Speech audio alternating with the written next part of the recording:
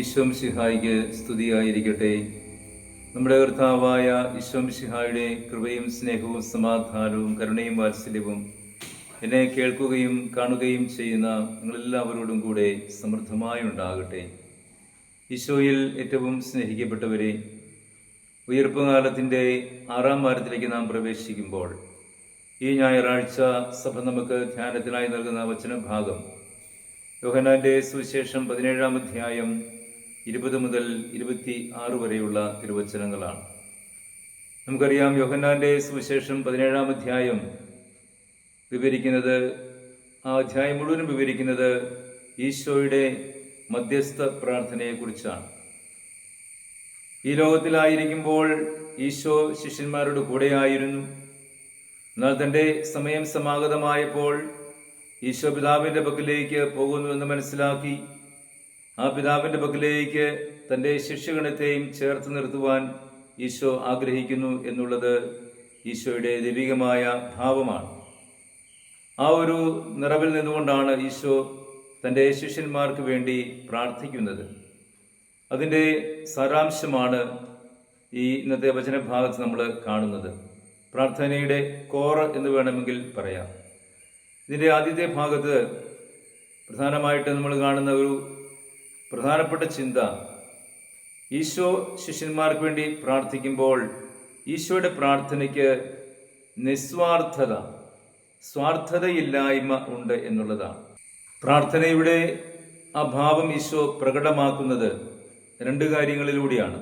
ഒന്ന്, ഈശോ പറയുന്നു, ഞാൻ അവർക്ക് വേണ്ടി മാത്രമല്ല പ്രാർത്ഥിക്കുന്നത്, കൂടാതെ അവരിലൂടെ ആരെല്ലാം വിശ്വാസത്തിലേക്ക് കടന്നു വരുന്നുവോ അവർക്ക് വേണ്ടി കൂടിയാണ് പ്രാർത്ഥിക്കുന്നത്.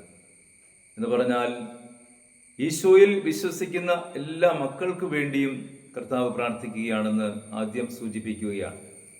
ഇത് രണ്ടാമത്തെ തലം കുറച്ചുകൂടി പ്രാധാന്യമർഹിക്കുന്ന ചിന്തയാണ് നൽകുന്നത്. അതായത്, പിതാവേ, അങ്ങ് എന്നിലും ഞാൻ അങ്ങിലും ആയിരിക്കുന്നത് പോലെ ഇവരും നമ്മിൽ ഒന്നായിരിക്കുവാൻ ഞാൻ പ്രാർത്ഥിക്കുന്നു. അതെ, ഓരോ വിശ്വാസികളെയും ത്രിത്വക ദൈവത്തിൻ്റെ കൂട്ടായ്മയിലേക്ക് ഈശോ ആനയിക്കുകയാണ് ഈ പ്രാർത്ഥനയിലൂടെ. എത്രയോ ഉദാത്തമായ പ്രാർത്ഥനയുടെ ഭാവമാണിത്, അല്ലേ? സ്വാർത്ഥതയില്ലാത്ത പ്രാർത്ഥനയുടെ ഏറ്റവും വലിയ മാതൃകയാണ് ഈശോ നമുക്ക് കാണിച്ചു വരുന്നത്.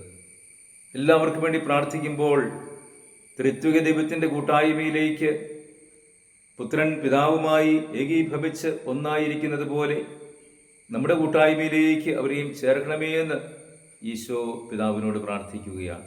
എത്രയോ നിസ്വാർത്ഥപരമായ പ്രാർത്ഥനയാണ്.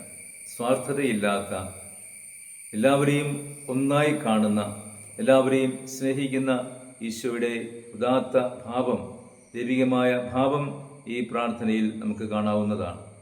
അതുകൊണ്ട് നമ്മുടെ അനുദിന ജീവിതത്തിലും എല്ലാവർക്കും വേണ്ടി പ്രാർത്ഥിക്കണമെന്നും എല്ലാവരെയും ഒന്നായി കാണുവാൻ ആഗ്രഹിക്കണമെന്നുമൊക്കെ ഈ വചനഭാഗം നമ്മളെ ഓർമ്മിപ്പിക്കുകയാണ്. ഇനി ഇതിൻ്റെ 2ാം ഭാഗത്തിലേക്ക് നമ്മൾ കടക്കുമ്പോൾ നമ്മൾ കാണുന്നത് മറ്റൊരു ചിന്തയാണ്. ഇതിനോട് ചേർന്ന് നിൽക്കുന്ന മറ്റൊരു ചിന്തയാണ്. അത്, പിതാവേ, ഞാനും അങ്ങും ഒന്നായിരിക്കുന്നത് പോലെ അവരും ഒന്നാകുവാൻ വേണ്ടി എനിക്ക് തന്ന മഹത്വം ഞാൻ അവർക്ക് നൽകിയിരിക്കുന്നു. നോക്കുക, ഈശോ പിതാവിൻ്റെ മഹത്വം ഏറ്റെടുത്തുകൊണ്ട്, സ്വീകരിച്ചുകൊണ്ട് ആ മഹത്വം ജനങ്ങൾക്ക്, വിശ്വാസികൾക്ക്, ശിഷ്യന്മാർക്ക് നൽകുകയാണ്. നോക്കുക, ഈശോയുടെ ആ ഒരു ഹൃദയ വിശാലത. പിതാവ് നൽകിയ മഹത്വം അത് തന്നിൽ വിശ്വസിക്കുന്നവർക്കെല്ലാം ഈശോ കൈമാറുകയാണ്. നമുക്ക് കിട്ടിയ ആ ദൈവികമായ ചൈതന്യം മറ്റുള്ളവർക്ക് കൈമാറണമെന്ന് കർത്താവ് ഇവിടെ സൂചിപ്പിക്കുകയാണ്.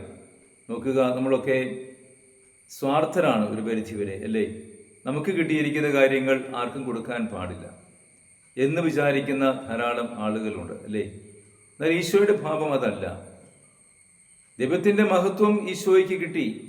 ആ മഹത്വം ഈശോ മറ്റുള്ളവർക്ക് കൈമാറുകയാണ്. പങ്കുവയ്ക്കലിൻ്റെ ഒരു വലിയ ദൈവശാസ്ത്രം ഇവിടെ അനാവരണം ചെയ്യപ്പെടുകയാണ്. നമുക്കറിയാം, ഈശോ ദൈവത്തിൻ്റെ വക്ഷസ്സിൽ നിന്നും അല്ലെങ്കിൽ പിതാവിൻ്റെ പക്കൽ നിന്നും പിതാവിൻ്റെ മഹത്വം സ്വീകരിച്ച് മനുഷ്യാവതാരത്തിലൂടെ ഭൂമിയിലേക്ക് വന്ന് പിതാവിനെ ലോകത്തിന് വെളിപ്പെടുത്തുവാൻ നിയോഗിക്കപ്പെട്ടവനാണല്ലോ. പുത്രനായ മിശിഹ എന്ന നിലയിൽ പിതാവിൻ്റെ മഹത്വം മറ്റുള്ളവർക്ക് കൊടുത്തുകൊണ്ട് പിതാവിനെ ലോകത്തിന് വെളിപ്പെടുത്തിക്കൊണ്ട് പിതാവിനെ മഹത്വപ്പെടുത്തിയ ജീവിതമായിരുന്നല്ലോ ഈശോയുടേത്. അതുകൊണ്ട് ഈശോയുടെ ജീവിതത്തിൽ പിതാവിൻ്റെ മഹത്വം പങ്കുവച്ചു എങ്കിൽ ഈശോയെ തിരിച്ചറിയുന്ന നമ്മളെല്ലാവരും ഈശോയിൽ നിന്നും സ്വീകരിക്കുന്ന ആ മഹത്വം സ്വീകരിച്ച് മറ്റുള്ളവർക്ക് അത് കൈമാറണമെന്ന് കർത്താവ് ഇവിടെ ഓർമ്മിപ്പിക്കുമ്പോൾ നമ്മുടെയൊക്കെ കുടുംബങ്ങളിൽ, നമ്മുടെയൊക്കെ സമൂഹങ്ങളിൽ ദൈവത്തിൻ്റെ മഹത്വം നിറഞ്ഞു നിൽക്കുന്ന ജീവിതശൈലി നമ്മൾ പുലർത്തണമെന്ന് കർത്താവ് നമ്മളെ ഓർമ്മിപ്പിക്കുകയാണ്. സ്നേഹമുള്ളവരെ, നമ്മളൊക്കെ കുടുംബമായിട്ട് സമൂഹമായിട്ടൊക്കെ ജീവിക്കുന്നവരാണല്ലോ. അതുകൊണ്ട് തന്നെ ആ കുടുംബത്തിലും സമൂഹത്തിലുമൊക്കെ ഈ ദൈവികമായ മഹത്വം നിറയുമ്പോഴാണ് അവിടെ ശാന്തിയുടെയും സമാധാനത്തിൻ്റെയും സ്നേഹത്തിൻ്റെയും കൂട്ടായ്മയുണ്ടാകുന്നത്. അവിടെ നിസ്വാർത്ഥപരമായി നമുക്ക് എല്ലാ കാര്യങ്ങളും ചെയ്യാൻ കഴിയും.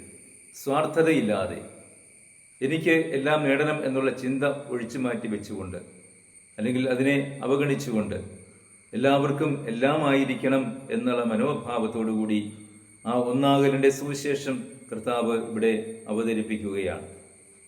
പ്രിയമുള്ളവരെ, അതുകൊണ്ട് കർത്താവ് ഇവിടെ പ്രാർത്ഥിച്ചതുപോലെ നമുക്കും പ്രാർത്ഥിക്കാം.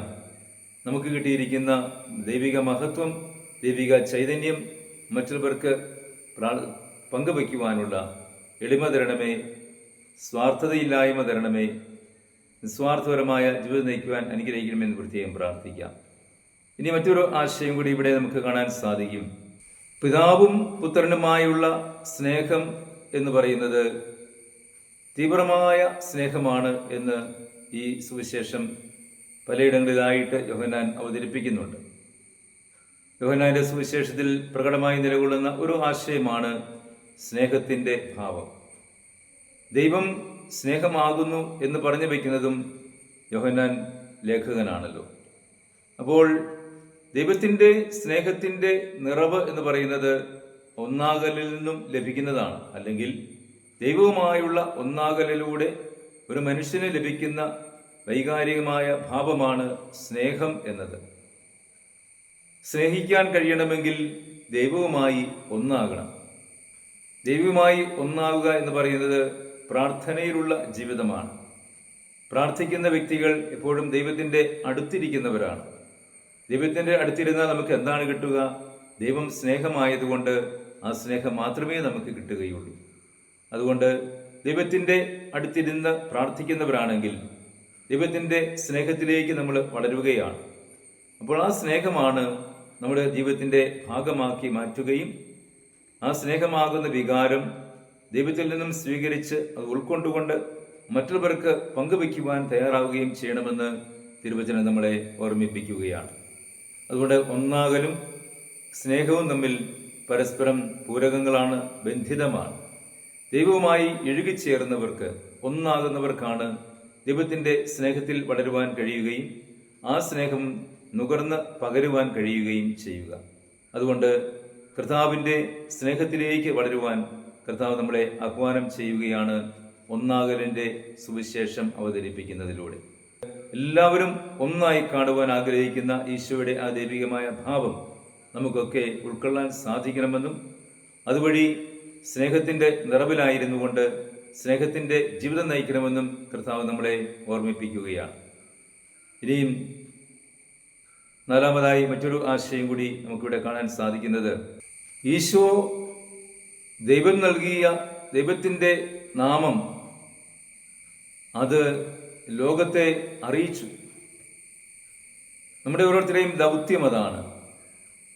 ദൈവത്തിൻ്റെ നാമം മറ്റുള്ളവരെ അറിയിക്കുക എന്നുള്ളത് ഒരു വിശ്വാസിയുടെ ചുമതലയാണ്, കടമയാണ്, ഉത്തരവാദിത്വമാണ്. ദൈവത്തിൻ്റെ നാമം അത്രമാത്രം ശക്തമാണ്. കർത്താവ് തന്നെ പറയുന്നുണ്ട്, നിങ്ങൾ ഇതുവരെയും എൻ്റെ നാമത്തിൽ ഒന്നും ചോദിച്ചിട്ടില്ല, ചോദിക്കുവിൻ, എൻ്റെ നാമത്തിൽ ചോദിക്കുവിൻ, നിങ്ങൾക്ക് ലഭിക്കും. അതെ, ദൈവത്തിൻ്റെ നാമം പരിശുദ്ധമാണ് എങ്കിൽ ആ പരിശുദ്ധമായ നാമം മറ്റുള്ളവർക്ക് പങ്കുവെക്കുമ്പോൾ ദൈവം മഹത്വപ്പെടുകയാണ്. അതാണ് ഒരു വിശ്വാസിയുടെ ജീവിത ശൈലി, ദൈവത്തെ മഹത്വപ്പെടുത്തുക എന്നുള്ളത്. ആ മഹത്വപ്പെടുത്തലിലൂടെ, നാമം പങ്കുവെക്കുന്നതിലൂടെ, പകർന്നു കൊടുക്കുന്നതിലൂടെ സ്നേഹത്തിൽ നിറയുകയാണ്, അല്ലെങ്കിൽ സ്നേഹം പങ്കുവയ്ക്കുകയാണ്. ഇതെല്ലാം ആത്യന്തികമായിട്ട് നോക്കുമ്പോഴും ഈ ആശയങ്ങളെല്ലാം പരസ്പര ബന്ധിതങ്ങളാണ്.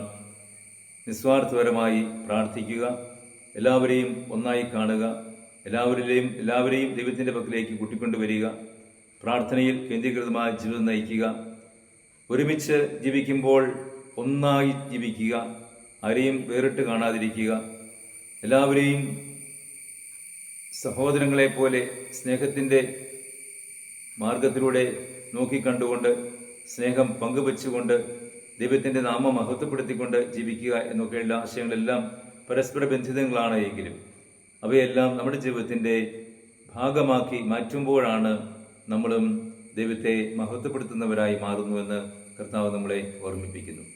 ഈശോ പറയുകയാണ്, ഞാൻ അങ്ങയുടെ നാമം ലോകത്തെ അറിയിച്ചു. എന്തിനു വേണ്ടിയാണ്? എല്ലാവരും സ്നേഹത്തിൽ ഒന്നായിരിക്കുന്നതിന് വേണ്ടി.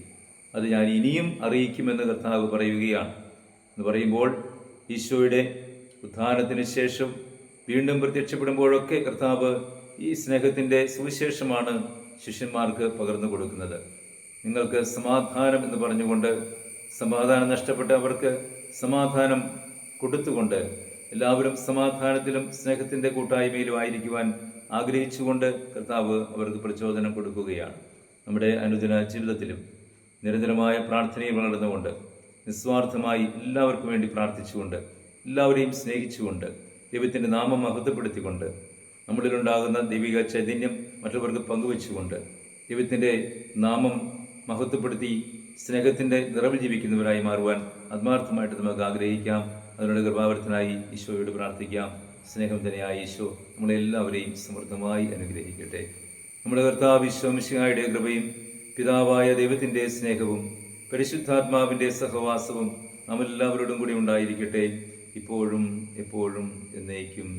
ആമേൻ.